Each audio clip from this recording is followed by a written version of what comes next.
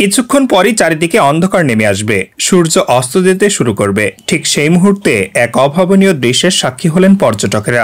জলপ্রপাত ফুঁড়ে জলের স্রোতের পরিবর্তে গলগল করে বেরোতে লাগলো ফুটন্ত লাভা। লাভার স্রোত বেরিয়ে তা আশ্রে পড়তে শুরু করলো নিচে। এমন ভয়ঙ্কর সুন্দর মুহূর্ত ক্যামেরাবন্দি করার লোভ সামলাতে পারলেন না পর্যটকরা। সকলেই তাদের ফোন বার করে ভিডিও তুলতে শুরু করেন। সম্প্রতি সমাজ মাধ্যমের পাতায় এমন একটি ভিডিও ছড়িয়ে পড়েছে।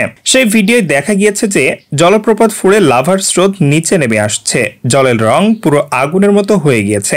আসলে তা কিন্তু লাভা নয়। ক্যালিফোর্নিয়ার ইয়োসেমাইট জাতীয় উদ্যানের হর্টেল নামের একটি জলপ্রপাত রয়েছে। প্রতি বছর ফেব্রুয়ারি মাসের শেষ 15 দিনের মাথায় এই জলপ্রপাতে দেখা যায় অদ্ভুত ঘটনা। সূর্যাস্তের পর সেই জলপ্রপাতের রং বদলে যায়। খালি চোখে দেখতে এমন লাগে যে মনে হয় জলের পরিবর্তে ঠিক যেন লাভার স্রোত বেরিয়ে আসছে।